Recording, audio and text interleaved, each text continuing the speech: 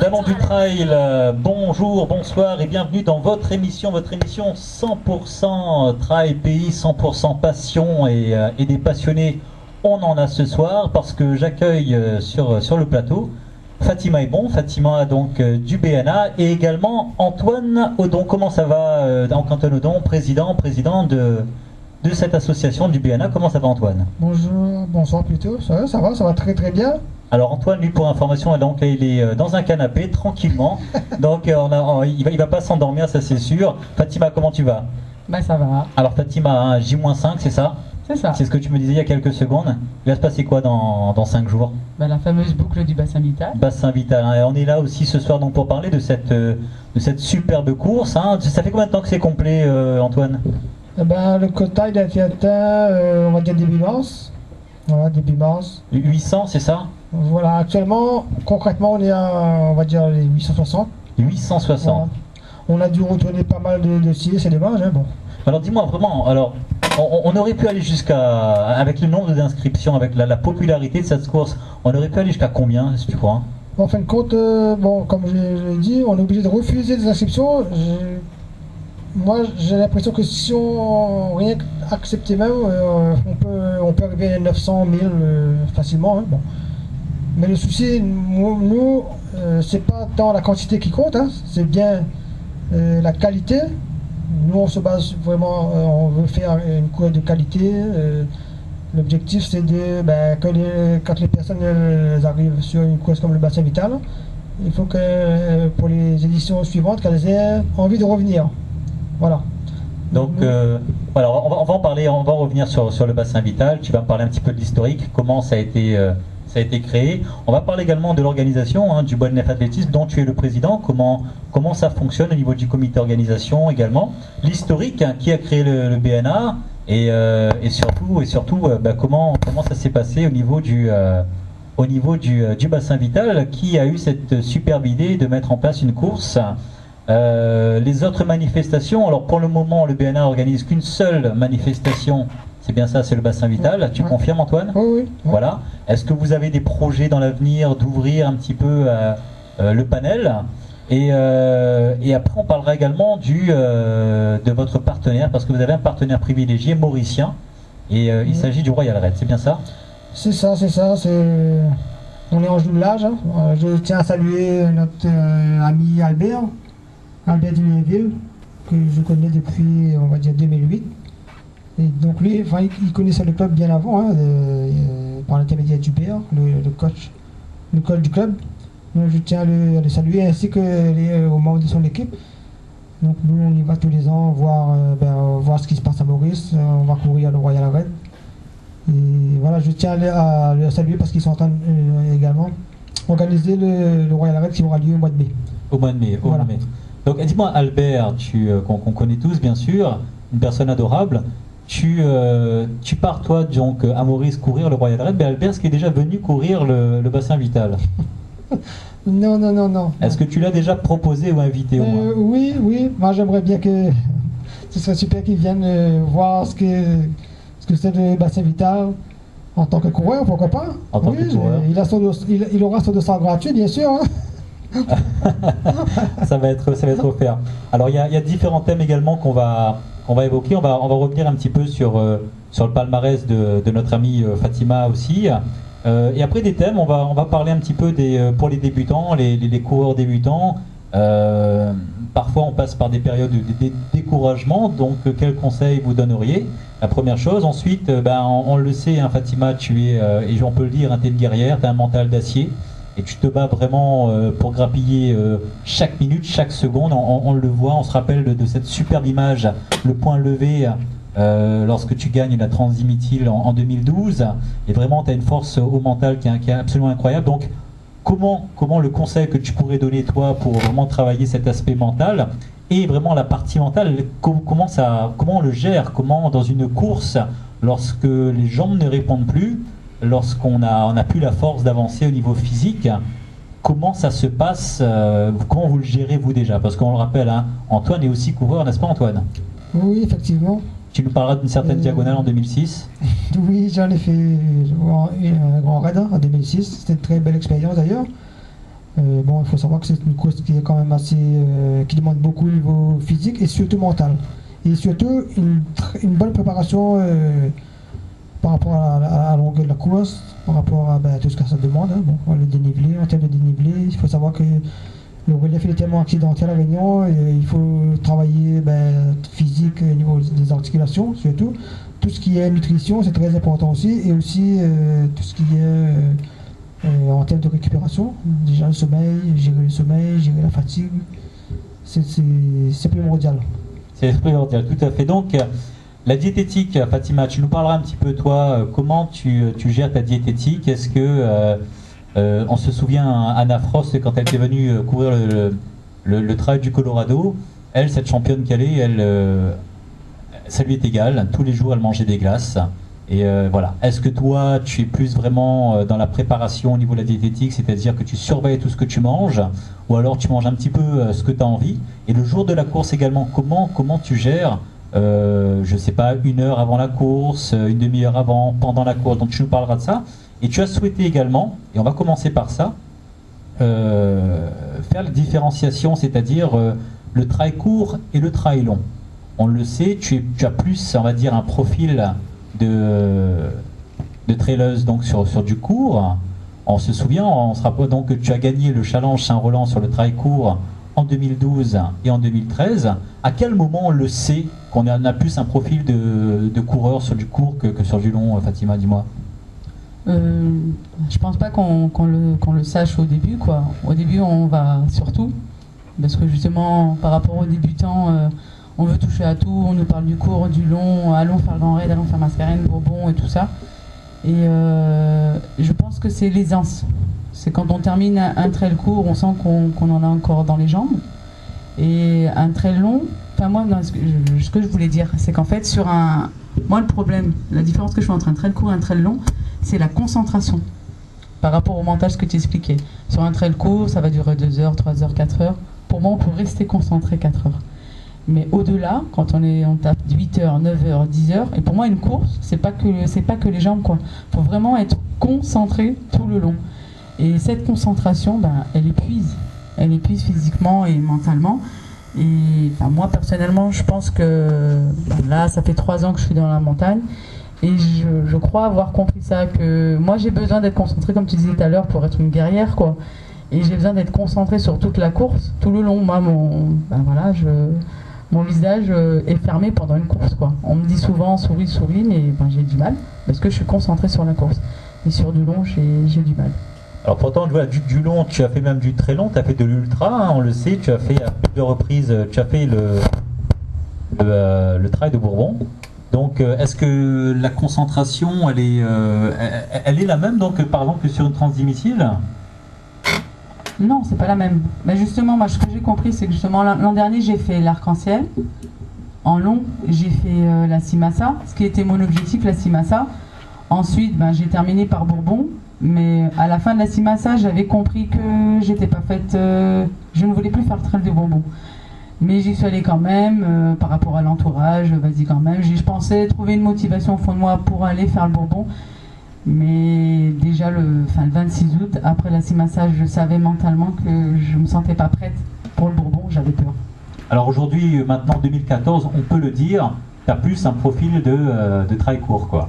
On va dire j'ai un profil de trail court, mais je prends aussi du recul. Pour moi, c'est une année de recul, de transition, où j'essaie de me trouver justement, et on m'a toujours dit autour de moi, prends plaisir. Arrête d'être trop dans la compétition, parce que moi, quand je prends un départ, voilà, je suis dans la compétition. Et pour moi, le plaisir, c'est la compétition aussi. Et je reviens à ce que j'ai dit tout à l'heure, et une compétition sur du long, ça demande beaucoup d'énergie, même de l'énergie mentale. Et sur le court, je suis dans le plaisir et la compétition, mais dans le plaisir aussi. Donc cette année, pour moi, c'est une année de transition.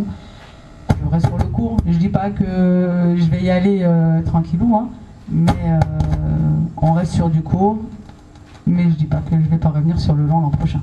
D'accord, donc après, quand je dis du court, je vais quand même en fin d'année faire la Mascarène, qui, tout le monde dit c'est la petite, ça reste un 70 et c'est quand même dans le cadre d'un ultra.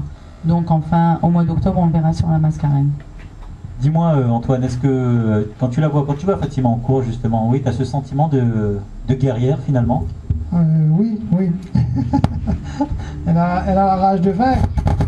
Et donc, j'ai beaucoup d'admiration pour elle. Hein. J'ai beaucoup d'admiration pour Fatih. Je l'ai vue arriver dans le club. Elle vient du hand.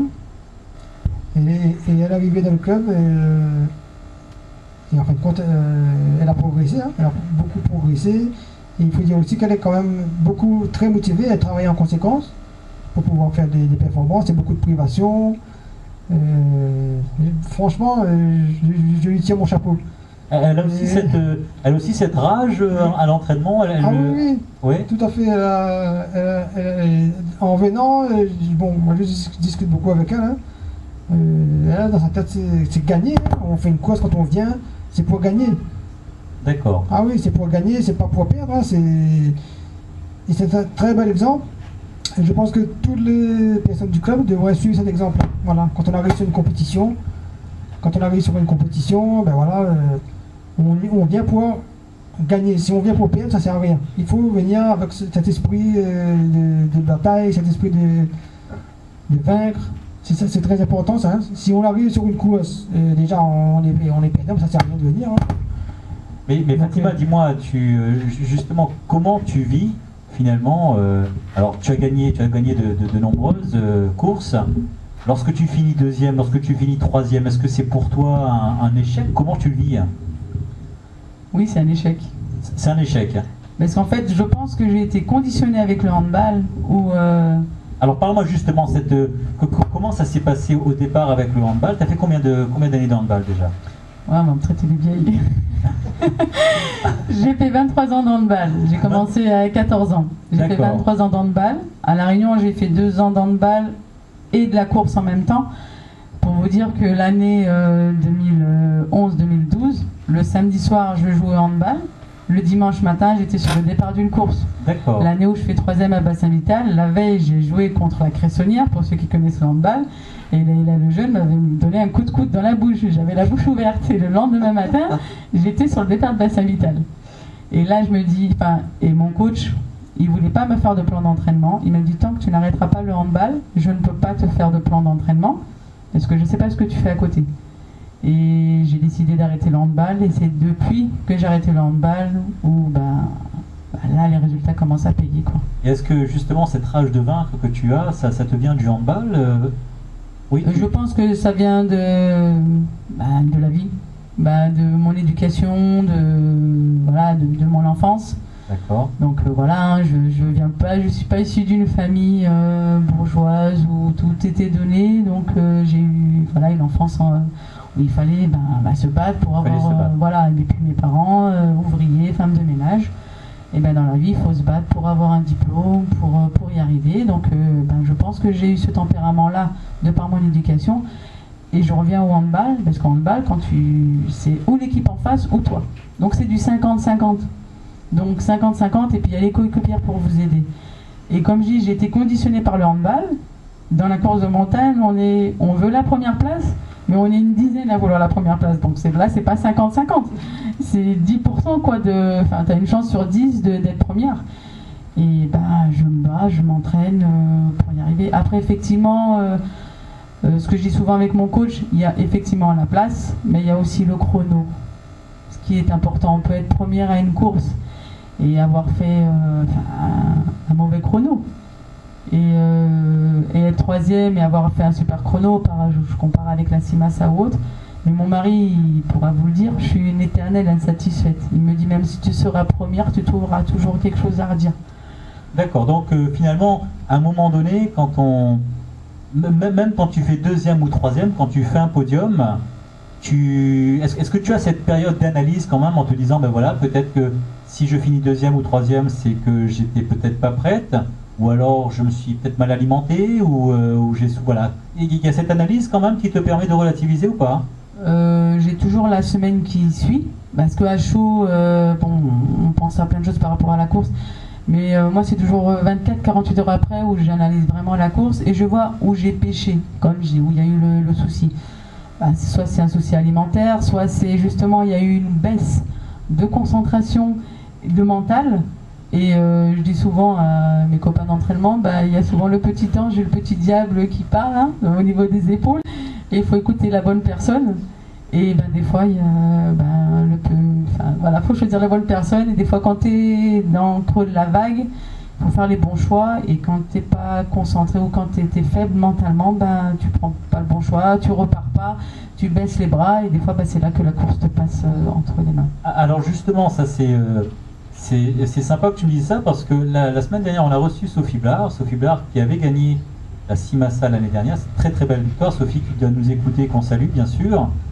Très belle victoire donc de Sophie sur la Simassa. Cette Simassa où je t'ai vu, on a couru un petit peu ensemble et à ce moment-là de la course, dans la descente du bloc vers Sillaos, tu étais en tête, tu te souviens? Et est-ce que c'est quoi? Qu'est-ce qui s'est passé à ce moment? Donc c'est un manque de concentration. Moi je me souviens avoir vu Sophie qui elle avait la rage par contre quand je l'ai vue en bas du bloc parce qu'elle s'était perdue avec Hélène et Gel. Et voilà, est-ce que il t'a manqué cette force mentale, tu penses, sur une course comme la Simassa? Deux choses. La première, c'est que je n'ai pas réussi à m'alimenter. Ce qui est mon gros problème sur le long. Ça y est, je dévoile mon secret. Alors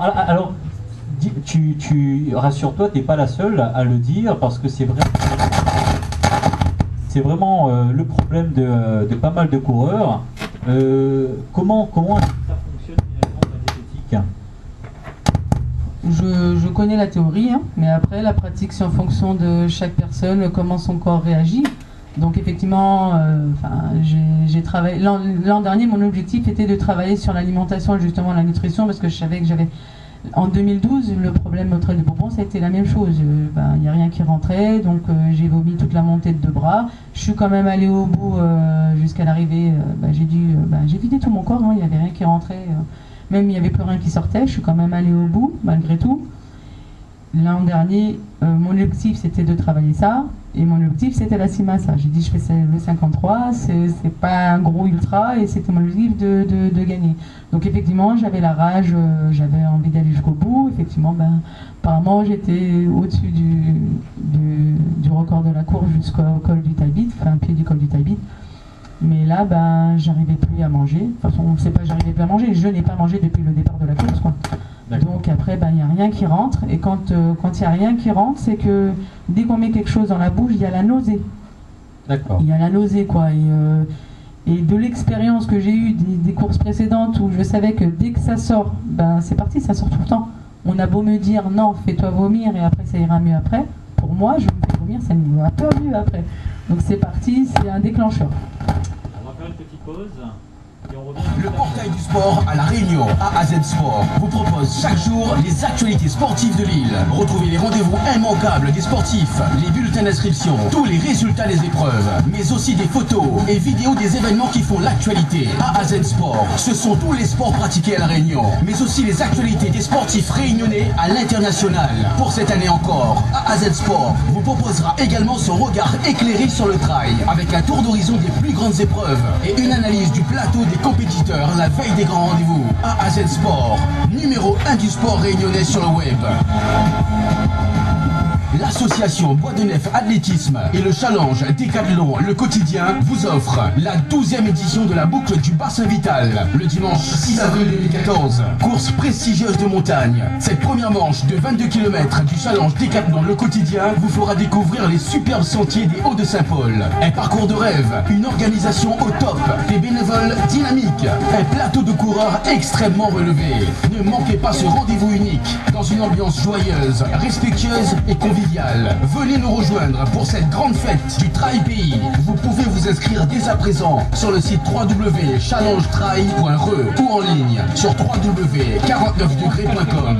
Le prix de l'inscription est fixé à 22 € jusqu'au 16 mars inclus et à 30 € après le 16 mars dans la limite des places disponibles. Un petit trail de 4 km sera aussi proposé à nos marmailles, cadets et juniors à un tarif de 5 €. Pour plus d'infos, appelez le 06 92 26 39 52 ou le le 06 92 92 51 92. Trail Réunion présente la première édition, le Trail de Sainte-Marie, 78 km, le dimanche 10 août. Sainte-Marie, Sainte-Suzanne, Sentier-Dioré, Pémazoune, Pécabo, la montée parois très dure et unique, Rocher-Crite, Grand Figuier, Montauban, la Bretagne, Sainte-Marie, départ à 4h du matin. La première édition, le Trail de Sainte-Marie, 3000 € pour le vainqueur, 1000 € pour le deuxième et 1000 € pour le troisième. De nombreuses récompenses à gagner. Le Trail de Sainte-Marie, une course de prestige avec la ville de Sainte-Marie, le quotidien, Pizza Délice, First Réunion, inscription et paiement en ligne, www.sportpro.re ou possibilité de récupérer les bulletins d'inscription au 06 92 62 45 54. Les places sont limitées,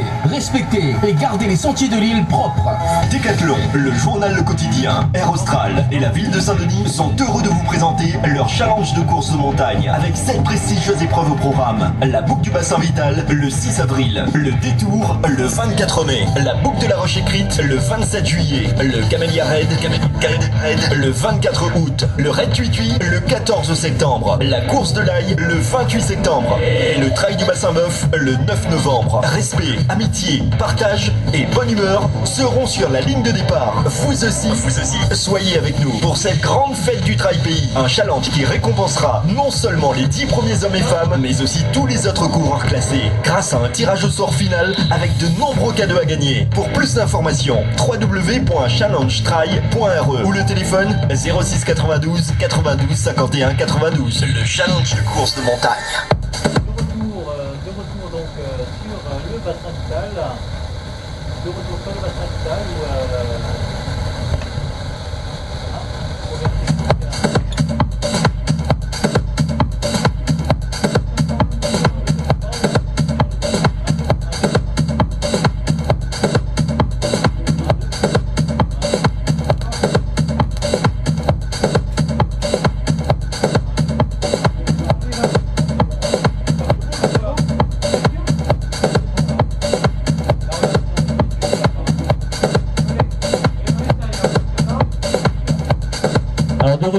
de retour sur First Réunion, les Dallons du Trail, bien sûr, avec des petits soucis techniques, mais vous savez, le direct c'est aussi ça, mais après tout, quand on est passionné, eh ben, ça ne compte pas. Donc de retour ici avec Fatima Ebon et Antoine Ledon. Fatima qui nous parlait de ces petits soucis au niveau de la diététique. Dis-moi Antoine, est-ce que toi tu connais ça toi sur les courses ou pas? Oui.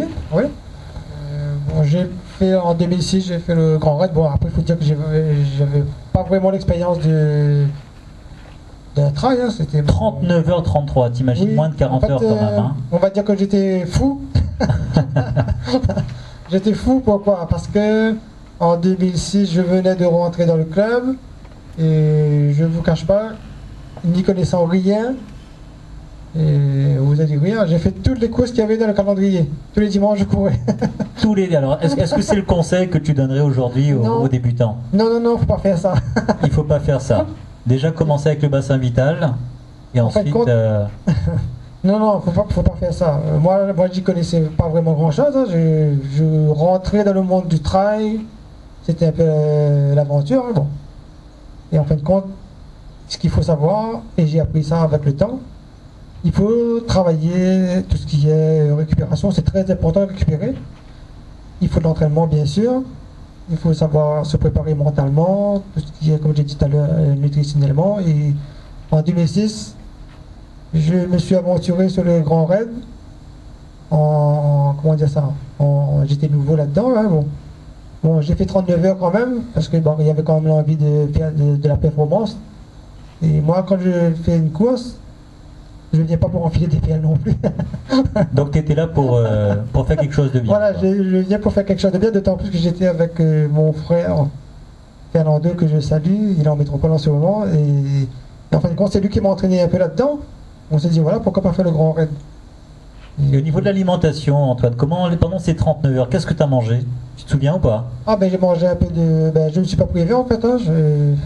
Je mangeais tout ce qui pouvait se manger. Hein. Il y avait des ravitaillements quand vous arrivez. Si on a faim, on mange. Hein. On mange tout ce qui est fruits, tout ce qui est... il y avait du riz, le rong à saucisse. Voilà, Fatima, on en parlait tout à l'heure. Donc l'année dernière sur le Trail de Bourbon, tu as eu quelques soucis, on va dire. qui a expliqué un petit peu ton abandon. Est-ce que c'est tout simplement, on se dit, voilà, c'est un jour sans aujourd'hui, donc on ne peut rien avaler. Et, comment tu vois la chose, toi? Quand on prend le départ, on se dit pas ça, hein. Mais moi, dans ma tête, au fond de moi, je savais que j'avais ce souci-là. J'appréhendais beaucoup le long par rapport à ça. Donc je me suis dit, bon, aujourd'hui c'est un jour avec, allez, j'y vais, esprit de gagnante, de guerrière, non, tu vas avoir la redoute, et puis tout va bien se passer. Je me faisais tout ça dans la tête, hein. Je me faisais un peu de sophro, et de préparation mentale, et essentiellement sur l'alimentaire. Et je repense à ce qu'a dit Antoine tout à l'heure, que lui, à chaque ravito, il prenait ce qu'il y avait à manger. Et là, j'ai eu une image où je me souviens du Bourbon 2013, à horaire. J'ai dit, ben, je vais prendre de la soupe. Mais j'ai cette image-là que quand ils ont ouvert le couvercle de la marmite, pour moi, enfin, je suis désolée de ce que je vais dire, pour moi, c'était du vomi qu'il y avait dans la marmite. Parce qu'en fait, j'avais tellement peur de manger, tout ce que je voyais m'écœurait. Et je le dis souvent, j'ai l'impression que pendant la course, je deviens une anorexique. La vue de la nourriture me donnait la nausée. Donc c'est vraiment difficile, quoi. Est-ce que justement, alors, est-ce que toi tu as des ravitailleurs, des personnes qui sont là à différents points sur la course pour te ravitailler avec tes préparations entre guillemets maison? Est-ce que ça t'arrive? Est-ce que tu le fais maintenant? L'année 2013, c'est ce que j'ai fait. Donc j'avais tout préparé, des petits sachets à horaire, à deux bras, les points stratégiques, mais c'était surtout deux bras. Ou à deux bras, j'ai mis que des choses que j'aimais. J'ai dit, on m'a dit, il faut manger des choses que t'aimes, quoi. Arrête avec les gels, arrête avec les bars, arrête avec tout ça. Prends des choses que tu aimes. Et malheureusement, à deux bras, j'ai pris quelque chose que j'aimais. On va faire de la pub, un M&M's. D'accord. Ça a été le déclencheur. C'est pas passé. À deux bras, quand t'arrives, t'es en tête. Non, à deux bras, je suis quatrième, mais en fait, entre la deuxième et la quatrième, on est à 10 minutes. À 10 Donc minutes. rien n'était joué, quoi. On venait de me dire, tout le monde était passé. Donc, et puis, de toute manière, ma stratégie, c'était de partir doucement. Et qu'à partir de là-haut, d'Odal, c'est chez moi. D'Odal-la-Redoute, c'est mon terrain d'entraînement. Donc j'avais l'intention de faire ma course à partir de Dodal, mais non. Alors à quel moment, on va revivre un petit peu cette course-là, à quel moment ça commence à aller moins bien? Ça commence à aller moins bien en descendant horaire, parce que dans ma tête, j'avais un copain du club qui faisait la course. Et justement pour me rassurer, on a fait la course tous ensemble, tout le long, quoi. On a dit on va même arriver ensemble, quoi qu'il arrive. Et en descendant horaire, je le voyais que lui, il était bien, quoi. Mais pour me rassurer, reste avec moi. Mais au fond de moi, je voulais qu'il parte. Mais j'avais tellement peur d'arriver à deux bras et de revivre ce que j'ai vécu l'année d'avant. Mais j'ai tellement fait ce scénario dans ma tête que c'est ce qui s'est passé. C'est ce qui s'est passé. Donc quand on parle de préparation mentale, faut vraiment avoir que des images positives, quoi, et pour que tout se passe bien, quoi. Et je pense que je me suis indirectement conditionnée à ce que ça se passe mal. Et ça s'est mal passé. Donc depuis le début, voilà, ça s'est mal passé. Ensuite finalement, tu parles d'images positives. Quel genre d'images positives, justement, on peut s'inspirer avant une course comme le Trail de Bourbon? Déjà s'inspirer des courses où tout s'est bien passé. Comme on dit, on est dans le flow, quoi. Donc garder ces images en tête et vraiment faire sa course. Enfin, moi, c'est ce que je fais. Hein. Les courses, je les fais mentalement. Et qu'avec du positif, quoi, hein, où tout se passe bien, quoi. Il faut en espérant que ça se passe comme ça. Et quand elle écoute pas bien dans la course, essayer d'avoir ces images-là. Et c'est ce que je fais moi dans les courses, quoi. Essayer de m'accrocher à, surtout quand je fais les recos. Là, ça s'est super bien passé quand tu es en reco. En course, il faut que ça se passe comme ça, quoi.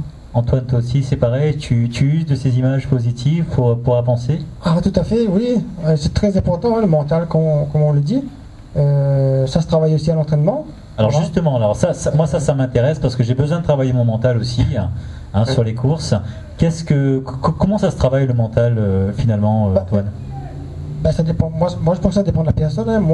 Comme pour moi, par exemple, je pense à quelque chose de bien. Je sais pas, je pense à mes enfants, par exemple. Ouais, c'est un peu personnel. Bon, je pense à quelque chose qui m'est arrivé de bien dans la vie, mes enfants, par exemple. Ou bien je suis en train de courir, je pense à la ligne d'arrivée, il y a plein de monde qui m'attend. Je parle tout seul des fois dans la course. Tu parles je me tout parle à seul. moi-même. Ah, d'accord. D'où l'expression d'être un petit peu fou avec la diagonale. Est-ce que justement au BNA, est-ce que ça existe à l'approche, par exemple, de grandes échéances comme Mascareignes, Travail de Bourbon et Grand Raid notamment? Est-ce qu'il y a des sessions spéciales mentales que le BNA met en place ou pas? Non, pas vraiment. Mais bon, quand on s'entraîne, on essaie de faire en sorte que les gens qu'ils soient bien de la tête déjà. Ben oui, un entraînement, pour moi c'est ça, hein, quand on prépare une course et on a un objectif à atteindre, ben déjà c'est pas dans l'entraînement que ça se travaille. Hein. On apprend aux gens d'être bien déjà dans la tête. Fatima, c'est quoi ton sentiment là-dessus justement? On disait que le physique était important et on le voit dans les clubs. On travaille beaucoup l'aspect physique avec les entraînements, le cardio, PPG et tout. Est-ce que tu penses qu'il faudrait au niveau des clubs instaurer des sessions peut-être à l'approche de grands événements où là vraiment on aurait un travail un peu plus mental, un peu plus psychologique? Tu parlais tout à l'heure de sophrologie, quel est ton avis là-dessus, dis-moi? Peut-être pas forcément en club, parce qu'après la course on est tout seul. Donc je pense que cette préparation mentale, faut la faire en parallèle. Parce que comme je dis, vivre la course, c'est à l'intérieur de soi, quoi. Donc, enfin moi personnellement, ce que je fais, c'est que je prépare ça à côté. Après, à l'entraînement, quand on a mal, eh ben, faut garder dans sa tête l'objectif. Pourquoi on fait ça, quoi? Quand on fait 8 fois, enfin, quand on fait 15 fois 200 fois 3, eh ben, dans sa tête, c'est la dernière série, elle fait mal, quoi. Mais tu l'as fait parce que tu as un objectif, quoi. Et pour moi, l'objectif, c'est la course qui arrive, ou la course dans 1 mois, 2 mois, ou préparer le finish, quoi. Quand dans le finish d'une course, eh ben, tu n'as plus de jambes, et ben, il te reste 100, 200, 300 mètres à faire, ben, pense à ce que tu as fait sur la piste, quoi. Et fais-le à fond. Et je pense que le mental, ben, effectivement, ça se fait à l'entraînement, mais aussi à côté. Alors vous l'avez compris, il y a plein de choses qu'on aimerait évoquer ici.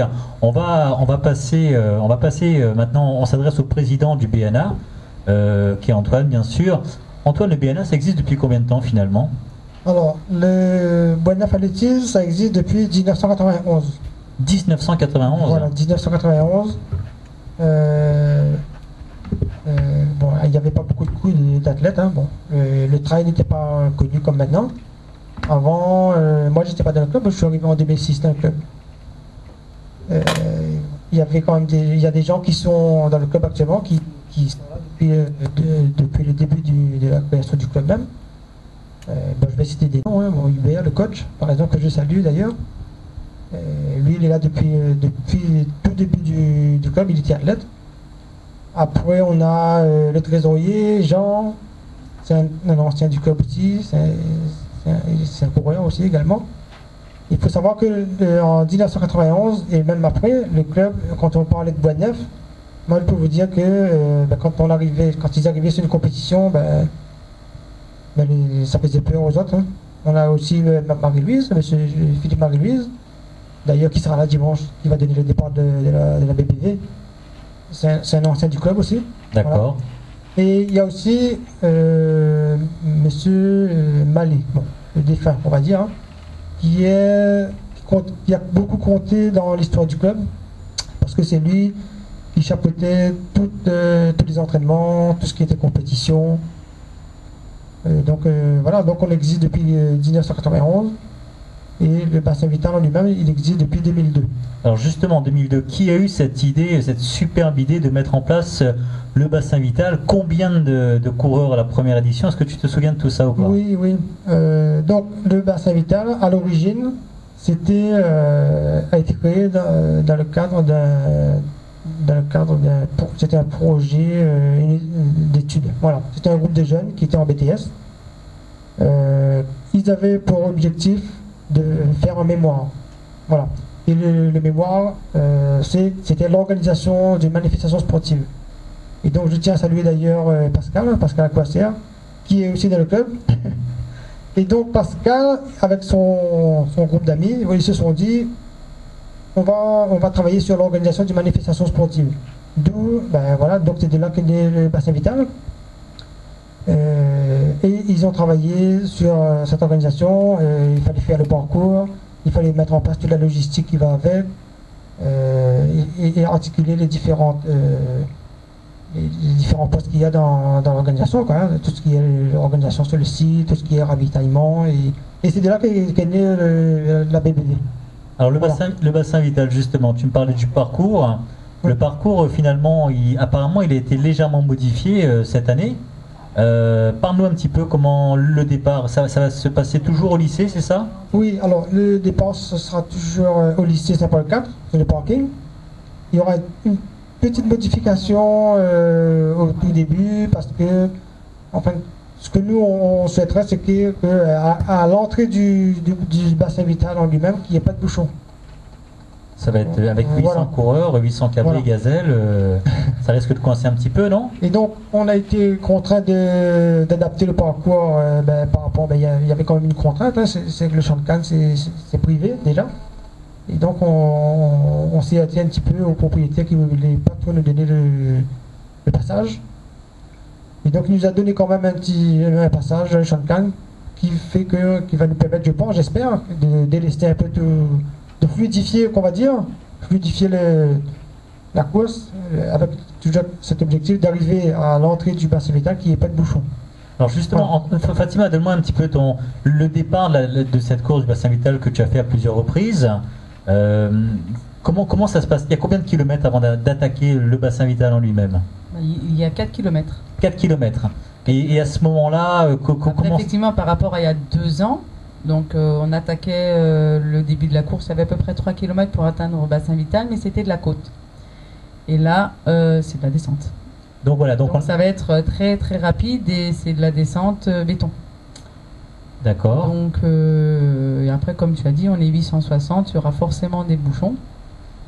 Mais 4 km, ça permet quand même de fluidifier. Voilà, de fluidifier. D'écrémer, comme on dit dans le jargon. Et parle-moi un peu de ces difficultés du bassin vital. Est-ce que quel conseil tu donnerais aux gens, aux coureurs qui font pour la première fois le bassin vital? C'est quoi le conseil que je donnerais? D'aller très vite pour se positionner, ou au contraire, c'est quoi le conseil? Ça dépend de ce qu'on vise, quoi. Effectivement, pour les débutants, s'ils sont pas trop habitués à la course, vaut mieux pas trop partir fort, parce que dès qu'on attaque bassin vital, la montée est raide, hein. D'accord. Donc si on a tout donné dans les 4 premiers kilomètres et qu'on a gonflé les cuisses, la montée, elle va faire mal, hein. Elle va faire mal, elle va faire mal. Tu parlais également, donc après on arrive il y a un premier ravitaillement, c'est ça? Il y a combien de ravitaillements au final, enfin au total, dis-moi Antoine? Alors, il y en aura 4 ravitaillements. Il y aura un peu d'épongeage, bien sûr, au début, à l'entrée du bassin. Donc il y aura des gens qui seront là pour nous éponger le front. Oui, voilà. Ou Voilà. soi-même plutôt, non? Ok, donc un épongeage. Ensuite, après un ravitaillement peut-être tout Quand en on aura monté le site du bassin vital en lui-même, ce sera le plus gros poste, hein, parce que là, c'est un endroit où les gens ils vont se croiser, qu'on va dire, les gens qui montent et qui descendent. Donc il y aura un gros poste de ravitaillement, et ce sera le poste principal d'ailleurs. Et il y en aura d'autres aussi après, hein, bon. Donc voilà, on essaie de faire en sorte que les gens, on a mis en place des postes pour que les gens puissent se ravitailler normalement. Bien sûr, on tient compte aussi de toutes les difficultés qu'il y a, on en tient des leçons par rapport aux éditions précédentes. On va mettre un ravitaillement à côté de l'usine, l'ancienne usine. Sachant que l'année dernière, il n'y en avait pas. D'accord. Il y en a beaucoup de personnes qui se sont plaintes. On avait mis le ravitaillement dans le champ de Cannes. Et donc, on avait mis un espèce de document que les gens puissent remplir pour pouvoir avoir les sentiments des gens, comment ça se passait la course. Et on a vu que les gens n'étaient pas contents parce que le dernier poste de ravitaillement était mal placé. Donc on a mis un peu en avant, un peu plus avant. Alors Fatima, tu me disais tout à l'heure que une des difficultés du bassin vital, c'était la gestion, parce que même si c'est un travail court de 22 km, tu me disais qu'il restait, une fois qu'on avait fait le bassin vital sur le retour, qu'il restait 5 km. Parle-moi de ces 5 fameux kilomètres. Alors, qu'est-ce qui risque de se passer pendant ces 5 km si on a tout donné avant? Déjà, quand on arrive à Bel-Air, on est à 10 km seulement. Donc après, on a 7,5 km de descente. La descente qui est quand même la première partie assez rapide vu qu'on est dans les champs de Cannes. Et les 2 derniers kilomètres sont très techniques. Donc là aussi, pareil, hein, ça risque de provoquer des crampes. Et il y a les fameux 5 derniers kilomètres. Il y a 2,5 km où c'est roulant. Donc c'est sur du béton. Donc si on a les jambes pour relancer, on relance. Et après, il reste 2,5 km dans les champs de Cannes en côte. Donc la course se termine en côte, en plein cagnard. En plein cagnard. Donc et là, je pense qu'il y en a qu'on va ramasser à la petite cuillère. Ah bon, d'accord. Bon, on sera là en tous les canaux à l'arrivée pour voir dans quel état les coureurs vont arriver. On se souvient que l'année dernière, Juanito avait gagné, Juanito Lebon avait gagné cette course. Juanito qu'on salue, qui nous écoute, en 1h49. Et il nous confiait après cette course-là qu'il était vraiment arrivé, il était complètement rincé sur cette course. Antoine, parle-moi un petit peu des forces en présence, des favoris. On commence par les dames parce que honneur aux dames toujours, Alors, comme je dis. on va dire chez les dames, bon, on a Fatima. Voilà. Donc à savoir que l'année dernière, Fatima, elle avait terminé en deuxième derrière Céline Chopin. Elle a fait 2h23. On aura Céline Chopin qui a remporté l'épreuve l'année dernière en 2h19. Il y aura Anne-Cécile Chini, il y aura Christine Bénard, il y aura Estelle Carré. Voilà pour les féminines. Du monde. Juste rebondir là-dessus. Dis-moi, l'année dernière, donc tu fais deuxième sur cette course et j'imagine un petit peu à l'image d'Alexandra Klein qui souhaiterait vraiment, enfin qui a gagné elle, et ça lui tenait à cœur de gagner la boucle de la Roche-Écrite parce que c'était dans son quartier. Alexandra qu'on salue. J'imagine que ça te tient vraiment à cœur de gagner cette course du bassin vital. Ça s'est joué à quoi finalement avec Céliane l'année dernière? Tu t'en souviens ou pas? Oui, c'est que ce jour-là, autant il y a des courses où, comme je dis, on est dans le flot, et autant il y a des courses où dès le départ on sent qu'on n'a pas les jambes. Et l'an dernier, dès le départ, j'ai senti, en montant ce fameux bassin vital, le début du sentier, quoi, j'ai senti que les jambes ne répondaient pas, et là j'ai dit aïe aïe aïe. Aïe aïe aïe. Ça va faire mal aujourd'hui. Et effectivement, ça s'est pas passé. Mais je pense que, pareil, les expériences nous font prendre du recul. Et l'an dernier, j'avais quand même enchaîné en un mois, Trail des Anglais, boucle du Piton des Neiges et un 10 km entre les deux et après bassin vital. Et je pense que là, il y en avait déjà trop dans les jambes pour un début de mois d'avril. D'accord. Tu en parlais tout à l'heure, juste avant que l'émission commence. Tu disais que justement, c'était cette période d'élection municipale a permis aux coureurs de se reposer un petit peu. Est-ce que c'est important la récupération? Parle-moi un petit peu de cette récupération entre chaque course, Fatima. Ben oui, c'est important parce que généralement, avant la course, on lève le pied. Une semaine avant la course, une semaine après, on lève aussi le pied. Donc, et après, il faut repartir dans les entraînements. Et si tous les 15 jours, 3 semaines, il y a une échéance, il y a de la fatigue mentale et physique. Et là, le fait justement qu'il y ait eu ces 15 jours de week-end où il y a eu les élections, il y a eu forcément, il n'y a pas eu de compétition, que ce soit un 10 kg, un relais, un trail. Et du coup, je pense que les coureurs se sont concentrés sur l'entraînement. Et à mon avis, ils vont arriver frais, que ce soit pour la boucle de bassin vital ou pour ceux qui font le long une semaine après sur la Caldera. Je pense que là, ils seront frais et en forme pour faire quelque chose de bien. Alors justement, Fatima, quand tu vois un petit peu les forces en présence au niveau des féminines, ça t'inspire quoi? Est-ce que tu gardes un œil quand même? Parce qu'Anne-Cécile sera là, Anne-Cécile qui t'avait devancé de peu sur le Trail des Anglais en début d'année, Trail des Anglais où tu termines seconde. Comment tu gères ça en tant que vraiment, on va dire, championne, quand on sait qu'on peut gagner une course? Est-ce qu'on regarde un petit peu qui est à côté et comment on gère la course finalement après? Il y a une époque, je regardais beaucoup, j'analysais tous les temps, j'allais sur les sites internet pour voir les chronos de toutes les filles, voir qui étaient inscrites, mais là, non. Donc là, effectivement, maintenant je sais les filles qui sont en présence. Je savais qu'il y avait Céline Turpin, vu qu'elle vient tout le temps, et c'est elle qui est chez elle, parce qu'on passe devant chez elle, donc voilà, c'est elle qui est chez elle, et je la salue. Céline qui a remporté à plusieurs reprises. Oui, à 4 reprises. À 4 reprises. Ensuite, le fait de savoir qui est toutes ces filles, pour moi, à La Réunion, on a quasiment toutes le même niveau. C'est la forme du jour qui compte. Et le fait de savoir qu'il y a toutes ces filles, ça veut dire qu'on va pas chômer. Et il va falloir se donner à fond du début à la fin. Et toutes les filles veulent la gagne. Donc, je pense que c'est bien qu'il y ait du monde comme ça, parce qu'on va pousser la machine au bout. Alors, tu parlais de chrono. Tu penses que chez les féminines, la course va se gagner en combien cette année? Toi qui es très très chrono, est-ce que tu as une idée là-dessus? Je pense que cette année, ça peut se gagner entre 2h05 et 2h10. Chez les féminines? Oui.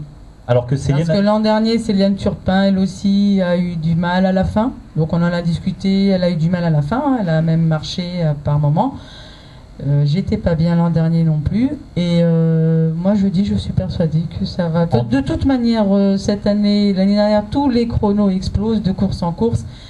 Et il n'y a pas de raison. Là, à mon avis, c'est entre 2h05 et 2h10. On verra dimanche, mais je pense que ça va être ça. 2h05, 2h10. Antoine, d'après toi, tu partages le même avis que Fatima? Oui, tout à fait, oui. Moi, je mise beaucoup sur Fatima quand je vois toute la motivation qu'elle a cette année, tout l'entraînement. Je pense qu'elle va, elle va faire péter le chrono. À faire péter le chrono. Est-ce que justement une victoire, est-ce qu'une victoire par exemple sur un bassin vital, ça assouvirait quelque part cette rage de vaincre que tu as, Fatima, ou toujours est-ce que ça représenterait quoi une victoire sur le bassin vital pour toi là, ce dimanche? Ben, je pense que bon, déjà, comme je te l'ai dit tout à l'heure hors antenne, bassin vital c'est ma première course que j'ai faite dans le trail. Donc c'est une amie du handball qui voyait que je courais bien, elle m'a dit mais va faire une course. Je lui ai dit mais jamais t'es malade. À l'époque elle faisait 17 km 5 je crois. Je lui ai dit mais jamais je ferais du 17 km 5. Et du coup c'était mon vrai premier trail à La Réunion. Et du coup l'année d'après je fais 3e, l'année d'après je fais 2e. Donc l'an dernier je me suis dit bon 3 à 2 on va faire 1. Bon on n'a pas fait 1. Et cette année, c'est vrai que c'est la course du club, il y a tous les marmailles dans le club qui, pour eux, je suis un petit, j'aime pas trop dire ça, mais je suis un modèle. C'est Fatima. C'est vrai qu'on a envie de gagner chez soi. Après, quand je dis chez soi, c'est par rapport au club. Parce que, après, effectivement, je m'entraîne souvent dans Bassin Vital. Mais oui, ça me ferait chaud au cœur. Ça te ferait chaud au cœur. Alors ça, c'est donc chez les féminines. Maintenant, place aux hommes. Quel cabri on aura, des cabris volants, là, parle un petit peu. Ce sera très pimenté au niveau des hommes. Le plateau est quand même relevé. On aura Jean-Pierre Grondin. Jean-Pierre Grondin, attention, là c'est du très lourd. Alors lui, quand il vient, je pense que c'est pas pour perdre non plus, c'est pour gagner. Hein. Quand il vient sur une course, il y va. Il y aura Théophane Robert qui a remporté le trail du bassin en 2013. C'est ça. Il y aura notre ami Géry Perrault qui a fini 3e cette année sur le trail des Anglais en 2h19. Il y aura Simon Paillard, Jean-Eddy Lorette, il a fini 2e du trail des Anglais en 2h14. Vous voyez, c'est quand même assez resserré au niveau du score. Hein. On aura Gilles Bayard, Duchman Frédéric, qui est quand même qui est bien aussi. Élisée Boyer de Salazie, il y aura en vétéran, on aura Richeville, Esparon. Richeville sera là, tout à fait. Oui. On aura au Cospi Jean-Pierre Harrison, un vétéran également. Donc la course, vous voyez, sera pimentée à toutes les catégories presque. Hein. On aura Jean-Marie Cadet qui a, lui qui ressort un petit peu du lot, hein, comme je ne l'ai jamais vu dans les classements. Il a fini 4e au trail des Anglais, alors 2h21. Exactement, 4e. Voilà. Jean-Marie qu'on salue également. Est-ce que tu as juste quand tu vois tous ces cabris, Fatima, quand tu vois ces noms-là, à quoi on peut s'attendre comme course? 1h49, c'était le temps de Juanito l'année dernière. Est-ce que tu penses que ce record va tomber? Oui, je pense qu'il va tomber parce qu'encore une fois, je dis l'an dernier, c'était la première édition de 22 km 5. Donc il n'y avait pas. Là, il y a un temps de référence. Et à mon avis, les gars qui sont là, ils sont pas là pour rigoler comme dit Antoine. Et à mon avis, là aussi, ça va descendre. Ça va descendre. Justement, tu as un pronostic. Si je te demandais un podium, Fatima, alors on se mouille un petit peu, ça serait quoi ton 1, 2, 3 Chez les hommes? Chez les hommes. Et ensuite, on verra les femmes. Non, on va pas dire pour les femmes. On va pas dire, d'accord. Non. Allez. Je pense Jean-Pierre Grondin, Jean-Eddy Lorette et Duchman. Ça va se jouer entre les Donc Jean-Eddy Lorette qui terminerait devant Frédéric Duchman. Jean-Eddy est quand même un spécialiste de la montagne. Duchman, c'est quand même un profil en route. D'accord. Mais ça va se jouer. Après, je dis peut-être des bêtises parce qu'effectivement, Duchman était arrivé devant lui à la Géranium. Mais voilà, le podium, c'est ces trois-là. L'ordre. Jean-Pierre, Jean-Eddy et Frédéric. Et pour toi, ça serait quoi? Ça serait quoi ton podium? Moi, je placerais Jean-Pierre Rondin. Oui. Voilà. Jean-Eddy Lorette, il est pas mal non plus. Là, t'es en train de prendre le même pronostic que Fatima, là. Ça compte pas, là. Pourquoi pourquoi pas Jerry Perrault. Jerry Perret aussi, Ah oui, en bonne forme, attention, également. C'est un très bon descendeur, je pense. Hein. Jerry Perrault, il est quand même assez rapide, je vois. Hein. On a déjà couru dans le Royal Raid, et il est bien. Hein. Et donc, il faut le savoir également, est-ce que ce bassin vital compte pour la première manche du challenge Décathlon, le quotidien. Antoine, est-ce que tu penses justement que tous ces favoris, est-ce qu'ils sont là pour jouer aussi le challenge quelque part? J'espère parce que c'est un très beau challenge qui nous est proposé. Nous, on fait partie de l'organisation. Et moi, dans le cadre de Bassin Vital, on a essayé de faire en sorte qu'il y ait des échanges entre les organisateurs du challenge. Il y a eu, par exemple, c'est avec beaucoup de plaisir qu'on fait des échanges. C'est bien d'ailleurs de faire, je conseille de le faire. Comme nous, on est en organisation du challenge. Il y a beaucoup de clubs organisateurs, on s'est contacté, ils m'ont contacté, voilà, est-ce qu'on peut envoyer tel coureur. Et moi je dis, oui, si ça peut pimenter la course, pourquoi pas. Bien sûr. Donc oui. L'esprit aussi du challenge, c'est ça, c'est de pouvoir communiquer déjà entre organisateurs pour c'est des échanges, c'est beaucoup de convivialité. Donc le challenge, c'est nous, c'est moi, c'est le Bonne Athlétisme, c'est le COSPI. C'est les autres clubs qui font partie, hein, donc il faut que ça soit pérenne dans le temps. J'espère que ça sera pérenne. D'accord. Alors justement, un petit mot sur les partenaires du bassin vital. Parle-nous un petit peu qui on aura comme partenaire. Comment ça fonctionne? Parce qu'on le sait, les partenaires, sans partenaires, on n'a pas de course. Antoine, tu le sais? Oui, exactement. Parle-nous de l'importance des partenaires dans ta course. Donc, c'est très, très important les partenaires. Il faut savoir que nous, on propose à un partenaire, c'est de la visibilité, d'accord? En échange, hein, on propose d'avoir de la visibilité pour les partenaires. Et nous, il faut savoir qu'organiser une course, il faut du budget, d'accord? On a des subventions qui nous viennent des instances, des collectivités locales. Et aussi, on a des entreprises qui nous aident. Voilà. Et nous, on propose de la visibilité à ces entreprises. Et en termes de partenariat, il y a l'aspect pécunier, voilà. Et ça peut être aussi le matériel. Et il faut savoir que Bassin Vital, ça a toujours fonctionné comme ça. On a toujours fonctionné avec l'aide de partenaires. Je vais les citer, hein. On a Jumbo, cette année, il y a Decathlon qui nous suit pour, ça fait 3 ans, 3 années consécutives. En termes de communication, on a le quotidien. Et sans ces partenaires-là, on est limité. Hein. Si on n'a pas les partenaires, on ne peut pas offrir des prestations de qualité. Ça, il faut qu'on le dise. Hein. C'est très très important. Et donc, moi je ne vous cache pas, on n'a plus de place sur le t-shirt pour mettre les logos. Donc voilà, il faudrait offrir. C'est pas des t-shirts, c'est des blouses qu'il faudrait offrir. Oui, voilà. T'imagines, Fatima, pouvoir courir une course en blouse pour les partenaires? Donc c'est vrai que quand on est coureur, on ne se soucie pas vraiment de cet aspect-là, mais quand on est organisateur, sans partenaire, finalement, il n'y a pas de course, quoi. Hein. C'est très, très difficile d'organiser une manifestation. Il faut savoir que mettre en place une organisation sportive, il faut qu'il y ait un budget. Voilà, il y a un budget. Il faut prévoir des dépenses, d'accord, les ravitaillements, tout ce qui fait partie de la logistique sur le terrain, les postes de ravitaillement, tout ce qui est secours, c'est la sécurité surtout. Ça, il ne faut pas négliger, la sécurité, c'est très important, la sécurité. Hein. D'accord. Et dis-moi alors, information pratique, le retrait de Dossard va s'effectuer où exactement cette semaine?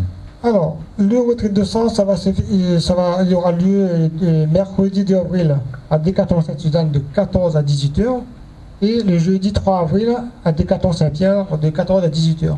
Alors, si moi je viens et j'arrive et je veux récupérer le dossard de Monsieur Dupont, qu'est-ce que je dois... Alors, si tu veux récupérer le dossard de Monsieur Dupont, il faudra emmener la pièce d'identité de Monsieur Dupont. D'accord, ok, donc ça c'est important. Donc on peut envoyer quelqu'un d'autre, mais à condition d'avoir la pièce d'identité. Hein. Voilà. D'accord.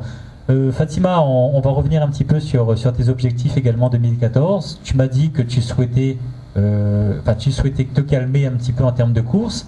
Tu as fait 2e sur le Trail des Anglais, tu fais le bassin vital. Quels sont tes objectifs pour cette année qui arrive? La priorité, c'était le championnat challenge court, championnat court, donc c'est le Tuitui. D'accord, donc ça c'est c'était c'est mon objectif premier. le 14 septembre. Voilà, ensuite j'ai décidé de faire la Roche Écrite et la Détour, et je me suis rendu compte qu'en fait ces 3 courses faisaient partie du challenge Décathlon. Ben, j'ai dit pourquoi pas, vu que j'en fais 3 sur toutes les courses, donc autant le jouer. Donc voilà, indirectement. Donc on peut dire que Fatima et Yvon, on va s'aligner sur le challenge Décathlon cette année. Donc, oui. Et en octobre, est-ce qu'il y a une course de prévue ou pas? La Mascareigne. La Mascareigne. Je suis inscrite sur la Mascareigne. Tu connais un petit peu le profil de la Mascareigne? Comment tu... Oui. Ben, c'est la fin de Bourbon. Donc, mais ça part de Salazier, ça part pas de Sillaos. D'accord. Donc c'est la fin de Bourbon. Et ça va être c'est une course difficile aussi, hein, donc faut pas... Après, par rapport à ce que tu disais, les conseils de débutants, moi je donne un conseil, c'est que là dans mon entourage, j'en connais pas mal, qui sont super contents, ils se sont inscrits au Grand Raid, ils n'ont jamais fait de course, ils n'ont jamais couru, donc, et ils sont surpris quand moi je leur dis que non, je n'ai jamais fait le Grand Raid et je ne me sens pas encore prête pour faire le Grand Raid. Ils ne comprennent pas, donc je leur ai dit, il faut quand même commencer par des petites courses, voir comment le corps répond pour ensuite espérer s'aligner sur un grand raid. Donc oui, je fais la Mascareigne, et la Mascareigne c'est un 70 km et ça va pas être facile. Ça va pas être facile, hein. C'est vrai qu'on a tendance, enfin c'est pas qu'on a tendance, c'est que le Grand Raid est la locomotive des courses de montagne ici à La Réunion, et les gens souhaitent s'identifier un petit peu au Grand Raid, mais tout le monde n'est pas grand raideur, Antoine. Ben oui, la Mascareigne, ce qu'il faut savoir, qu'il y a quand même de l'intensité au niveau de l'effort. Mascareigne, même si c'est une courte distance, il y a quand même un certain effort à faire. Et moi, je peux vous dire que le départ de la Mascareigne, c'est un départ de 10 km. Un départ de 10 km. Un départ de 10 km. À 20 km/h. Oui. Après, bon, le trait de Bourbon aussi, c'est pas facile. C'est quand même 93 km. 93 km. C'est ça. C'est pas la même préparation. Préparer une Mascareigne et préparer un trait de Bourbon ou bien le Grand Raid, c'est pas la même préparation. Un Grand Raid, on prépare un Grand Raid, c'est comme j'ai dit tout à l'heure, il faut travailler la récupération, travailler tout ce qui est nutrition, très important ça, et mental surtout, c'est très important le mental, hein, parce qu'il y en a qui vont faire quand même 2 nuits à l'extérieur, il faut gérer le sommeil, il faut gérer... C'est pas comme... Et une femme qui a un mental absolument d'acier, d'ailleurs, c'est la réponse à la question qu'on avait posée la semaine dernière. Et c'est Elodie qui a gagné, donc, qui a eu le privilège de gagner sa place sur le bassin vital. Tu avais trouvé la réponse à la question. Le premier indice, c'était qu'elle avait gagné sa première course à 25 ans. C'était qui alors finalement? Marcel Puy. Marcel Puy, dont on annonce le retour pour la Caldera, donc le 12 avril. Ça représente quoi pour toi, Marcel Puy, finalement, Fatima, dis-moi? Bah, c'est un icône du trail à La Réunion, hein. Donc on s'identifie à elle, hein. Et moi je suis super contente qu'elle revienne, donc j'espère qu'elle va se faire plaisir à la Caldera et qu'elle se mette pas de pression, hein. Je pense qu'elle sera à l'aise et qu'elle va tout faire péter. Elle va tout faire péter. Donc sur la Caldera, pronostic pour toi, c'est... tu ne veux pas te donner de pronostic sur le bassin vital chez les féminines, mais sur la Caldera, tu peux dire que peut-être tu mettrais un petit billet sur Marcel. Oui, hein? Oui. Bon, elle sera là. Parce qu'il y en a beaucoup qui disent, voilà, elle s'est arrêtée 3 ans et tout ça, mais quand on a ça dans le sang, on a ça dans le sang, hein.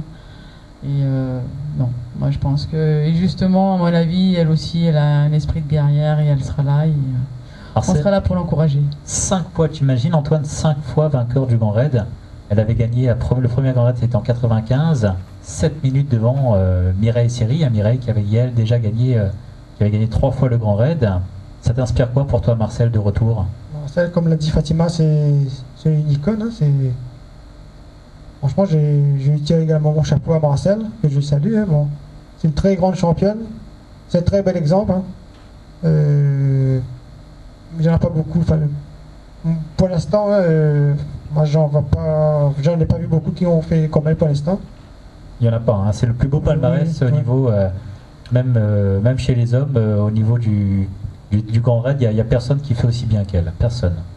Donc voilà, et elle sera sur le Grand Raid. Est-ce que vous allez suivre avec attention justement les performances? qu'est-ce qui pourrait, par exemple, pour une Marcel Puy, on connaît son mental d'enfer, on connaît ses entraînements comme ils sont rigoureux. Quand on voit les performances d'une Nathalie Beauclerc l'année dernière en 28 heures, est-ce que finalement Marcel est-ce que Marcel risque d'être surpris justement par le niveau des féminines qui a vraiment augmenté, Fatima?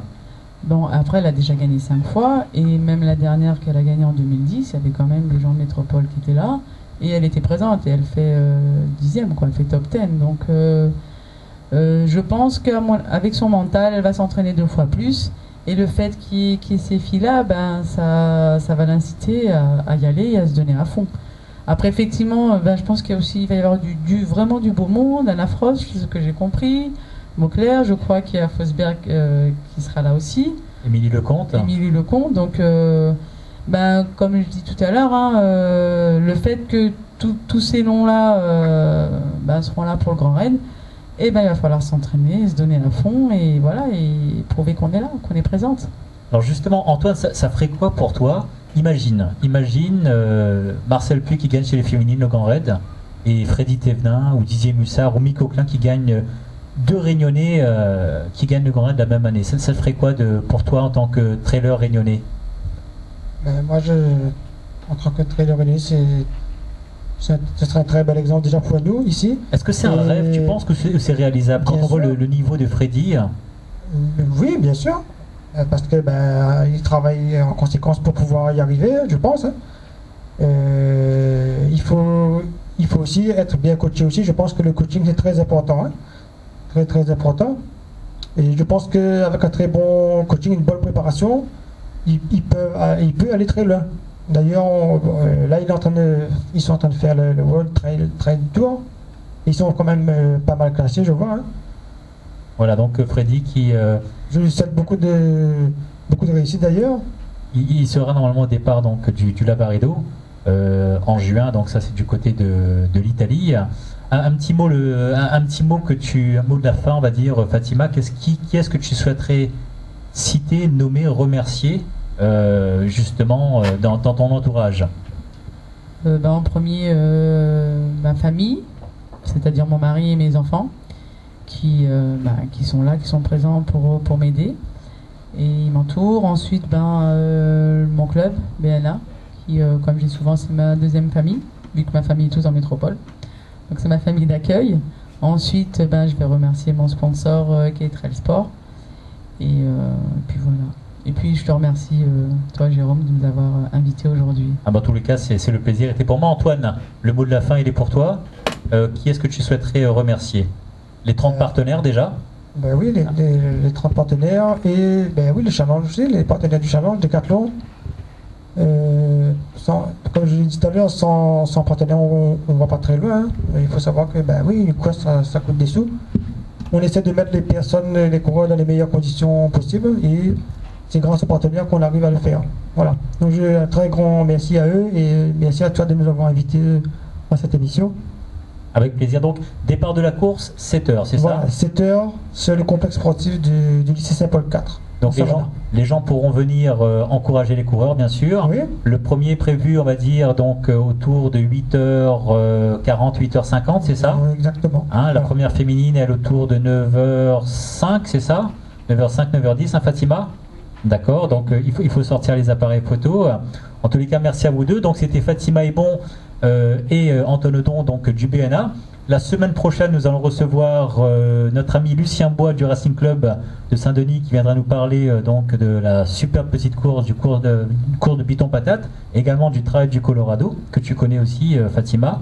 Et on recevra également Hélène Egel, donc une grande championne, celle qui a gagné elle le Challenge Saint-Roland l'année dernière. Donc voilà. Excellente semaine à vous, très belle course du bassin vital, et sportez-vous bien. Merci. Portail du sport à La Réunion, AAZ Sport vous propose chaque jour les actualités sportives de l'île. Retrouvez les rendez-vous immanquables des sportifs, les bulletins d'inscription, tous les résultats des épreuves, mais aussi des photos et vidéos des événements qui font